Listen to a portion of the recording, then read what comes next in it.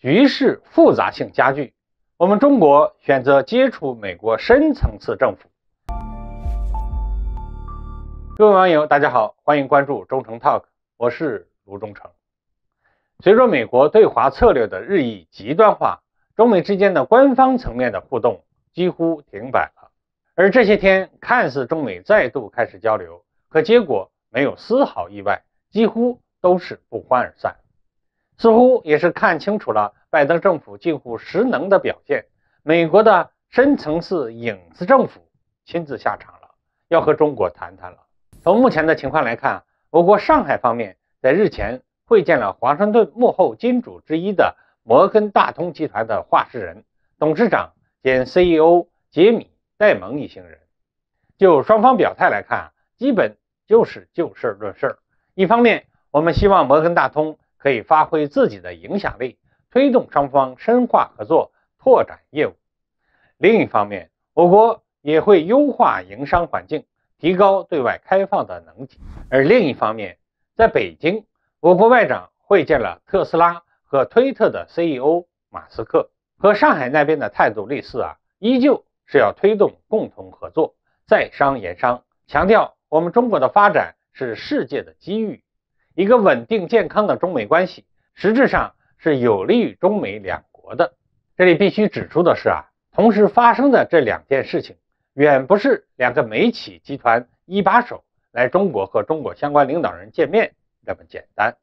拿摩根大通来说在这次的银行危机中摩根大通直接吃下了两家银行的优质资产，还不用担负债务问题，这进一步强化了对美国金融领域的垄断地位。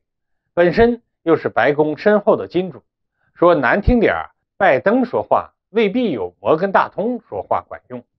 而马斯克本质上是美国新兴资本的话事人，同时也因为掌握了推特这个美国重要的社交媒体，在美国也已经有了一定的话语权。一定程度上来说这次马斯克和杰米·戴蒙来华，代表的是美国新老资本集团来和中国谈判，所以我们中国才会给予了高度重视。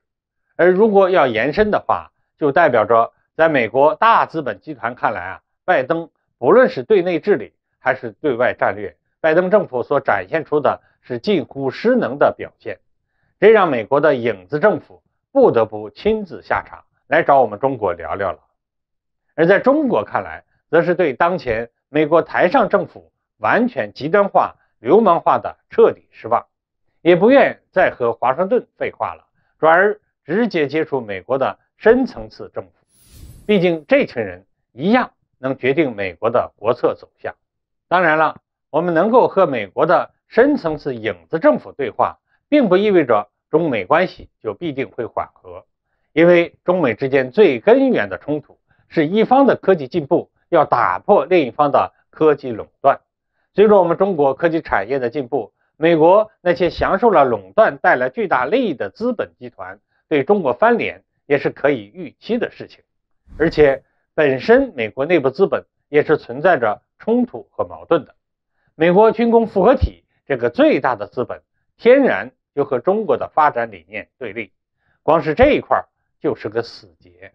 我国官方对当前的问题看得还是非常清楚的。借用我们总书记最近会议上的话来说我们当前面临的国家安全问题复杂艰巨程度明显提升，坚持底线思维，准备好经受风高浪急甚至是惊涛骇浪的重大考验。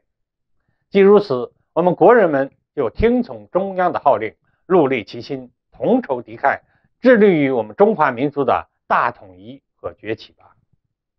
好，各位网友，今天的话题我们就聊到这儿，欢迎各位留言评论，我们下期再见。